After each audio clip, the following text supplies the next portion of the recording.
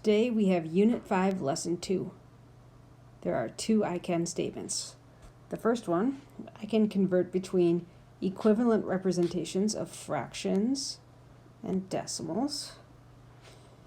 And in the second one, I can convert between equivalent representations of whole numbers and decimals.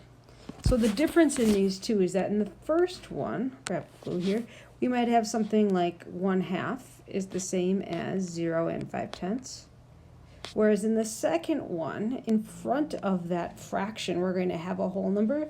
So it might be something like, let's see, 5 and 3/5 is the same as 5.6, 5 and 6/10. Right? So the only difference is that in the first one, there is no big number in front. There is no whole number. In our last in-person class, we reviewed how to convert a decimal into a fraction. Today, we're going to go backwards. We're going to start with a fraction and then end with a decimal. So kids typically prefer this method because it's pretty quick and easy and you get to use a calculator. So there's really just one step. To change a fraction or a mixed number into a decimal, what you need to do is you need to divide the numerator by the denominator. Divide the numerator by the denominator. So you just need to remember which one is which. And remember, denominator starts with a D, like the word down. So if you can remember that the denominator is the one that's down below the fraction bar, then you'll be ready to convert a fraction into a decimal. So here's how we do it. Here's our first fraction. I wrote 1/4 is the same as. So remembering what I wrote up above, zoom out just a little bit so you can see it. It says divide the numerator by the denominator. So the denominator is the one that's down. That's what we're dividing by. So this problem, 1/4 is the same as 1 divided by 4. Top divided by the bottom. Now, 1 divided by 4 is not the same as 4 divided by 1. If I bring up my calculator, here we go, calculator, put it on the side. You're welcome to do this too when we're in class. I'm going to press the buttons. 1 divided by 4 equals. And you can see that it wrote the whole number sentence up above, and then in a little bit bigger, there's my decimal, 0 and 25/100. So I'm going to write that in, different color here, equals 0 and 25/100. Remember, if I put in a couple of zeros underneath that 2 and 5 and put a 1 in front, there's 100, so I can see that's 25/100. All right, I know this answer makes sense. And know this answer makes sense because of this picture that I have down below. These are quarters. I know that if I have all of these quarters together, this is 4 quarters. 4 quarters makes 1 whole dollar. 4 quarters makes 1 whole dollar. And notice that 4 is our denominator. 4 is our denominator. So if I'm going to look at this fraction 1/4 and instead read it, instead of 1/4, as 1 out of 4, then I can see that out of these 4 quarters, if I'm just going to count one of them, like this one right here, if I'm just going to count one of them, I know that the value of that 1/4 is 25 cents. That quarter is 25 cents. That quarter is 25 cents. That quarter is 25 cents. But if I'm just going to count one of them, it's 25 cents. And the other way to write that is $0.25. And that is the same as that decimal right there. All right.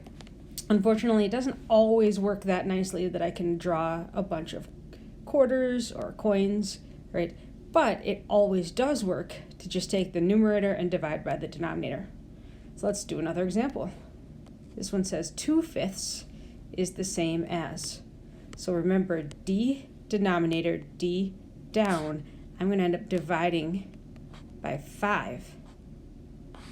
So if I'm going to read this, it says 2/5 or it says 2 divided by 5. All right, I'm going to put that in my calculator, clear it out. 2 divided by 5 equals, all right, so there it is, and notice you can see again the number sentence. So it says the answer is 0 and 4/10. So I'm going to write equals 0 decimal 4, that's 0 and 4/10. This time I only need 1 0 if I was going to put it underneath the decimal digit and a 1 in front. You can see that it's 10 and not 100 like the last example. All right, let's try another one. This one's a little bit different because this number here is not a fraction. Remember, if it's got that big number out in front, we call that the whole number. And this part over here is the fraction. So the difference in changing a fraction instead of a whole number, the difference in changing a mixed number instead of a fraction is really not that much different. I'm going to go back up to the top because you might have noticed there was something else up here. It says, let's make this calculator go away. There we go. It says for mixed numbers, so I'm looking down below here, for mixed numbers, keep the whole number in front of the decimal. For mixed numbers, keep the whole number in front of the decimal. All right, so let's go down and see it. I need to know what the whole number is. The whole number is in front, it's 1. So I'm going to end up keeping that 1. And I'm going to do the same process that I did above because I can still see that there's a fraction hanging out here. So if that 1 wasn't there, I would write 3 divided by 8. 3 divided by 8 equals.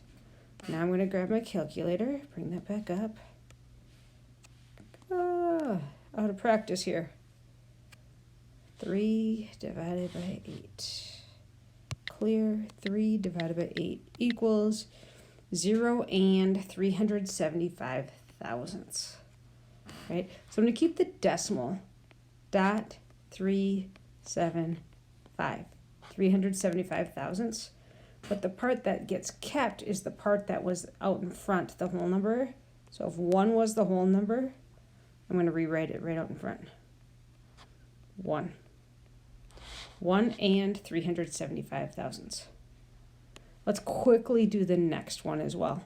I'm going to ignore the whole number for now and just look at the decimal, the fraction. That's 4/5. So that's the same as writing 4 divided by 5. I'll put that in my calculator. 4 divided by 5. All right, so I'm going to ignore the part out in front of that decimal. That's the whole number. I'm going to ignore it and just put what's after the decimal. So that's a decimal point and then an 8. So it's and 8/10. And now I go back to the beginning and see there was a big 4 out in front. So I'm going to rewrite that as a whole number 4. So the decimal version of 4 and 4/5 is 4 and 8/10.